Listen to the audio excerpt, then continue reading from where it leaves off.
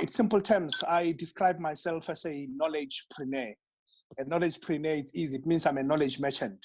In other words, I use knowledge, number one, to build consciousness and to inspire organizations and individuals to create high performance cultures. So basically, this is what I'm doing, a knowledgepreneur. It's a term that I've invented myself. I've not heard of this term. I've checked the dictionaries of the world. It doesn't exist yet. So yeah, we are in the knowledge economy. So that's what I am doing. I'm given a task to talk about personal resilience, particularly in the age of chaos or in the age of crisis, depending on how you look at it. Now, the word resilience is a very important word or very interesting word. Resilience means the ability to withstand or to recover quick from chaos or from crisis. It's a very powerful thing.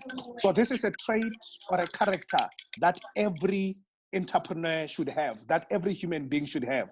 The ability to withstand or to recover quickly from chaos or to crisis. That's what makes resilience. But also it means the ability to recoil or to spring back to shape after being bending or being compressed. I'm sure many people and all of the people who are joining this session right now would agree that this COVID-19 situation, the time that we find ourselves in, it has actually stretched us, it has compressed us, or it has bended us in some way. So what do we need to do as entrepreneurs, as people? It means we need to learn the ability to spring back quicker from where we are before. That is why I'm saying it's a very important trait or a quality that entrepreneurs are going to need if we are to thrive and to become successful in whatever that we are doing. But there are three things that I believe in. These three things are bound to happen. It doesn't matter where you are. It doesn't matter who you are in the world. These three things are bound to happen. It's either you have been through problems in your life, or as I'm talking to you right now, it's either you are going through challenges or problems in your life. Or if you are not going through problems yet, God bless you. But let me assure you, you are at some point in your life going to go through problems or crisis in your life. These are the certainties of life. Three situations that are inevitable in our lives. And as the globe right now, not only in Africa, not only in South Africa, we are going through a new situation. We are going through a bend. We are going through a curve that is going to squeeze us into another form or whatever. In fact, yesterday I made a statement to say, if we are to thrive in this new world, because I call it the new world, if you are to thrive in the new world, you need to mutate. In other words, you need to change form. You need to change direction. You need to change in something, or you are facing extinction. You know, I pity those people who are hoping that, you know, we are waiting for this coronavirus to pass so that we can go back to our normal lives. There's no more normal that we are going back to. That is why we need to mutate. We need to change form. We need to prepare ourselves and to set us into this new world. How am I going to survive? How am I going to make it into this world? That is why mutation is very important in what we are doing. Now, we are going through change, but there are three circumstances under which change happens. Number one, you can change because of choice. Now, these are the changes that we initiate. You decide to say, today I want to make change in my life as an entrepreneur. You can say, today I decide to make change. Now, that is your choice. But there's a change that will come into your life because of chance. You know, you don't know how you bumped into it, you know, as people will say, fate, being in the right place at the right time, and you find yourself having changed. That is chance. But there's that level of change that happens in our life. It is the change that is brought into our lives by crisis. And I believe this is where we find ourselves in. This is when the pain of remaining in the same situation, it's much severe than actually moving into the next phase. So in other words, the environment, the business environment, the government, the politics, everything around us is pushing us to change, whether we are ready or not. So it can be through choice, it can be through chance, or it can be through crisis. But I want to make a statement. As I study the lives of the highly successful people and also the highly successful nations in the world, there's one thing common amongst them.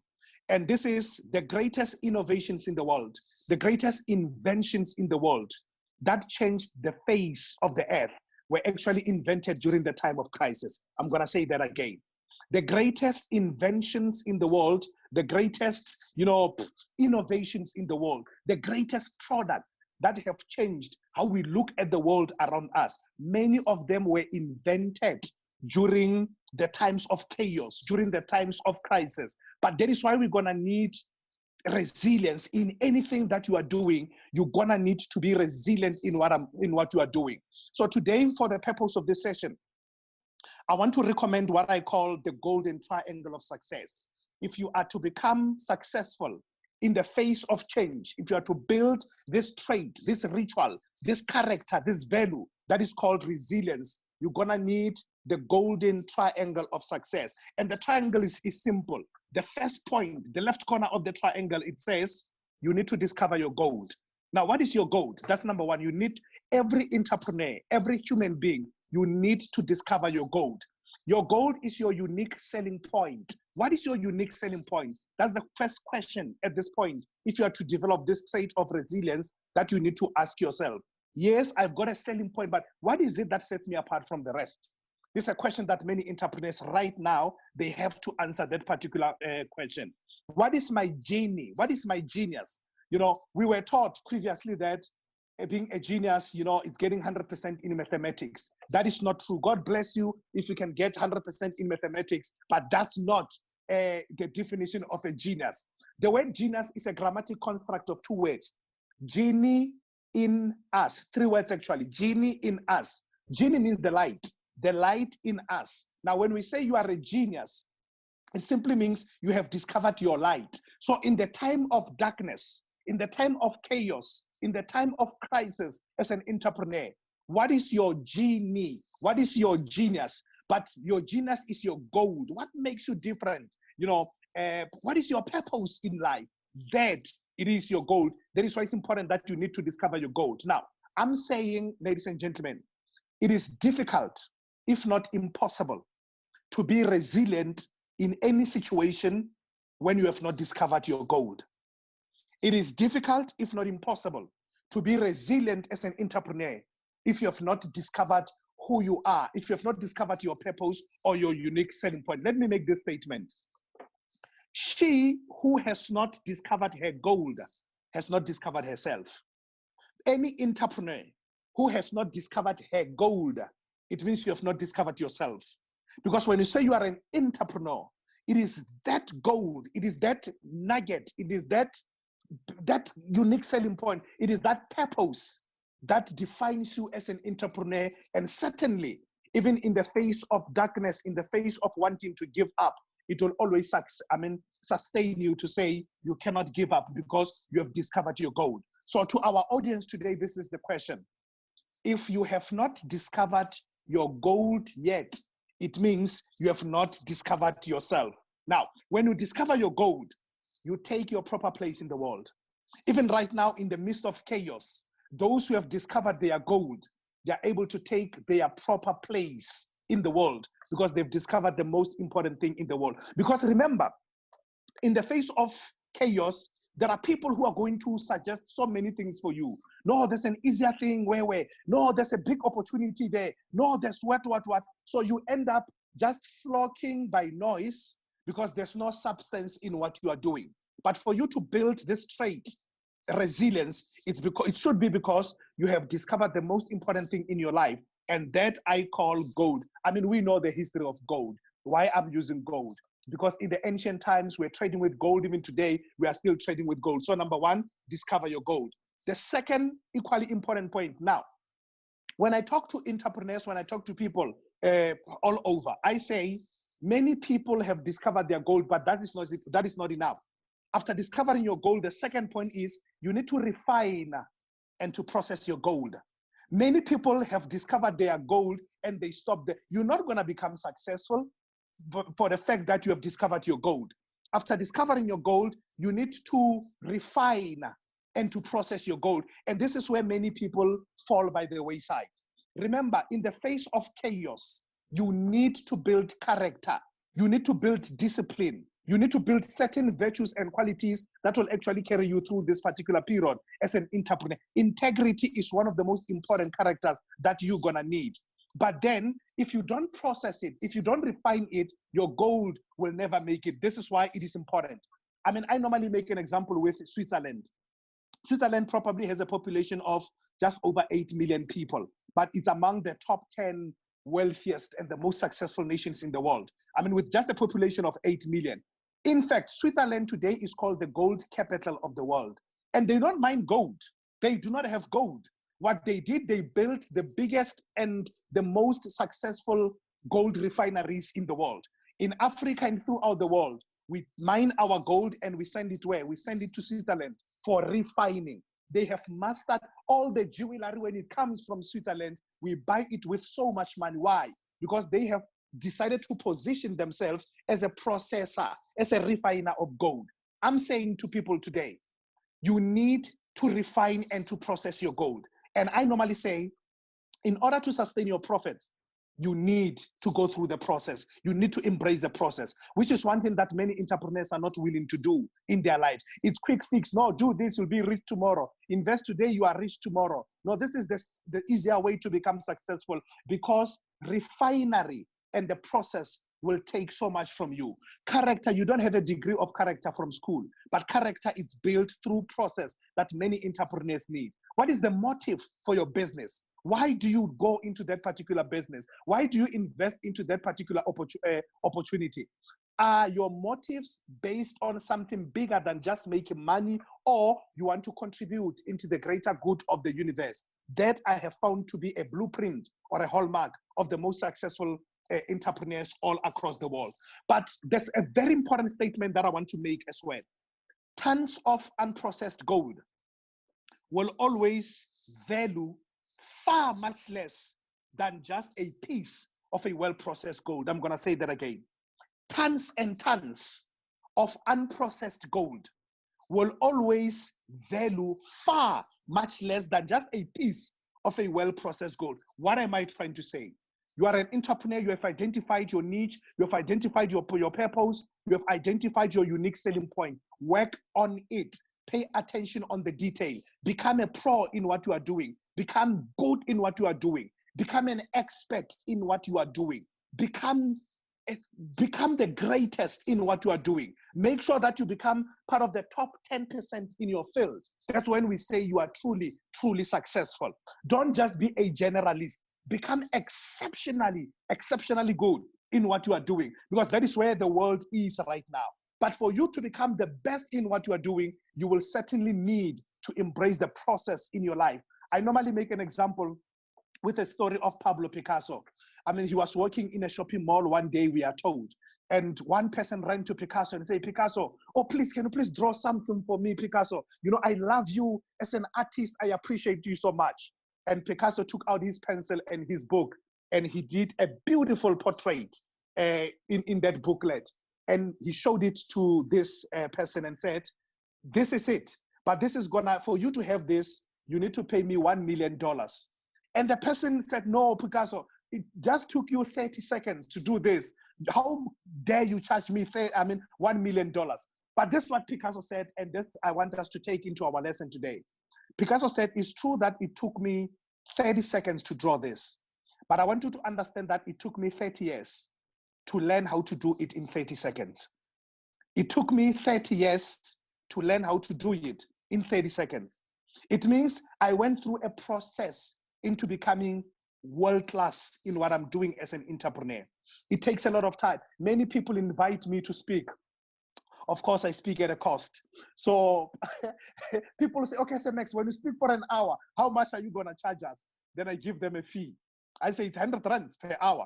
Okay, when you talk for 30 minutes, how much is going to be? I say it's still going to be 100 rands. Okay, 15 minutes then, how much is going to be? I'm saying it's still going to be 100 rands. And I say to people, I don't charge you for the time that I spend with you. I charge you for the value that I add during that time. It took me so many years to learn how to do it in 1 hour. Yes, I execute in an hour, but it is a craft that I have learned and I have built throughout many, many, many years. That is why it is important for you to process your gold if you are to build resilience. And the last point before we close shop, sell your gold. Very important. Number one, we said discover your gold. The second point is refine and process your gold. And the last point is sell your gold. Now, I've discovered in the world that the best entrepreneurs in the world are not really people who are best in what they are doing. These are the people who are best at selling what they are doing. The best-selling books are not necessarily the best written books. They're simply that, the best-selling books. You can have a great gold, refined, you can be a great merchant, great product, great service, but do you have ability to sell it? Because I'm convinced that we are all in the business of sales, ladies and gentlemen. We are all every day we are selling. We are selling. Whether to your bosses, to your skill, everything, every day, even to our partners, those who are in relationships, God bless you. We are selling every day to our partners. So it's important that you understand that you might have discovered your gold, but you need to refine and to process your gold as an entrepreneur. But the last point is you need to sell your gold, because best-selling products are not necessarily the best products, but they're just that, the best-selling things. So this is my golden triangle, that I believe that if we pay attention to these principles, they can, and apply them in our lives, they can certainly help us to build one of these key traits in our lives that I call resilience. So I think for the purpose of this, this is what I do. I'm a knowledgepreneur. For those who just came in, I call myself a knowledgepreneur because I trade with knowledge to inspire and to build consciousness in organizations, as well as to create high performance cultures. And that's how far we can go. Andrew, back to you. Thank you very, very much, Roche. That was fantastic. We have, I think, just a few minutes for questions. We've got Guy. I can see he's put his video on and he is running the next session. So if we just give it 5 minutes perhaps and see if there's a few questions. I'm just going to have a quick look over on Facebook, and see. No problem. There's nothing there, guys. If you have questions, it's on the Zoom chat, as I said.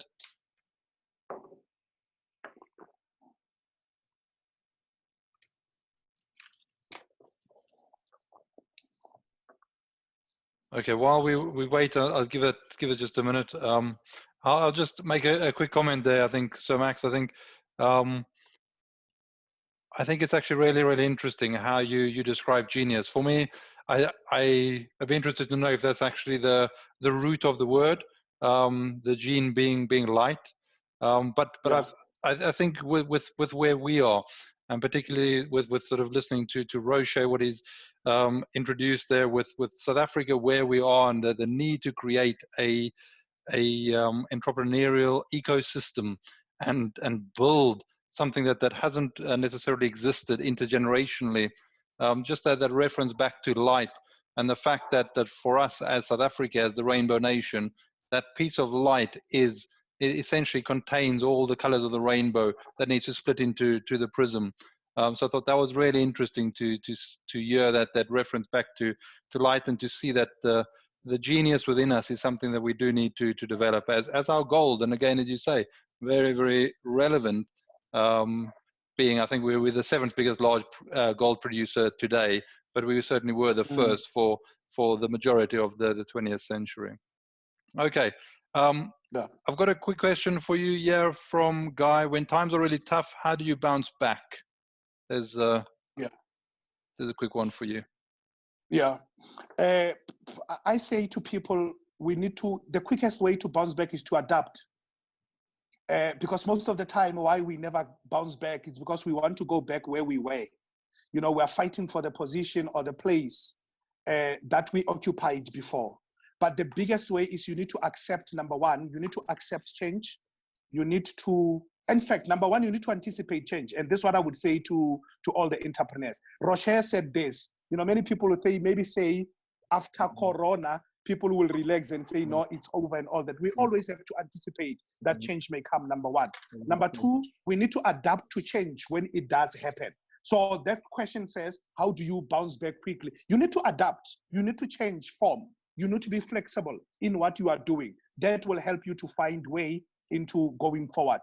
The other point is you need to appreciate change, because many of us in hindsight, when we look back, we realize that we actually needed that push. We actually needed that change. Just like an eaglet that has to take its first flight, the parents will take off, you know, the comfort, the feathers, you know, the wool out of the nest, because the flight will never happen until we are taken from our comfort zone. Fantastic. Thank you. Thank you very much for that. There are a few more questions. I'm going to take two of them. And I'm going to start with selling. So you've said a little bit about selling there, about selling your gold. Any suggestions on how we sell ourselves? And I think I'll stick it with that. Yeah. We'll stop with ourselves rather than the product, which is the second part. But we're just selling yourself.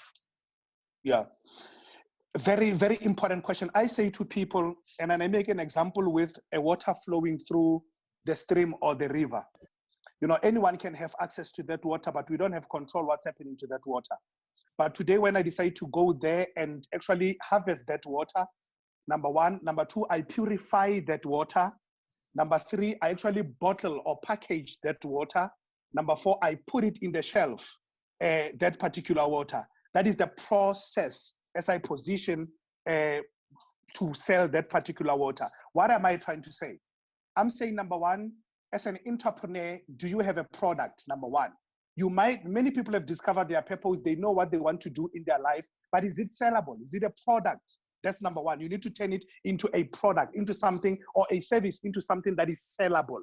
But number two, you need to package it. It's very important because many people, they've not yet mastered how to package themselves. Yes, you are sellable, but are you in a packaging form? Because in the modern world, packaging, it is very important. So that is part of the selling. It is the selling process. Number one, the product. Number two, the packaging. The third most important thing, it is positioning. Where do you want to position yourself? Who is that particular product for? So I see so many young people, particularly who go into entrepreneurship, they've not really mastered the process. It has to be a product or a service. You need to package it. Package yourself in the way that you want the world or people to relate with you. Number three, you position yourself to the niche or to the market that you would like actually to appeal to them. That's how I can actually respond to the question. Fantastic. And I'll do one last question, and this is from Teboho. And it is, how do millennial entrepreneurs become knowledge makers? In the past few years, I think it could be 15 or 20 years back, we've seen a big shift in the world from the industrial age into the knowledge economy.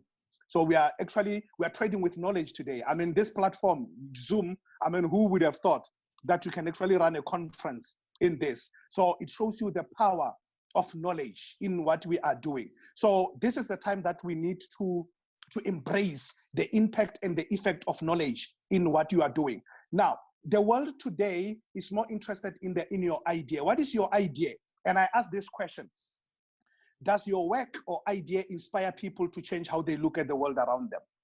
So that's how I'm going to Teboho, or I might have missed the name, to say, in whatever that you want to trade with, that you want to sell to the world, does your work or your idea inspire the world to change how they look at the world around them? Can people look at your craft and say, oh, flip, I actually never thought it like this. Oh, I missed that. That's the power of the knowledge economy where we are heading right now. So knowledge, it is the core. It is actually the nucleus that connects the world of entrepreneurship in everything that we are doing today. Fantastic. So Max, thank you very, very much for that. I think there's again a lot of comments saying thank you very much. Much appreciated. Much appreciate your time.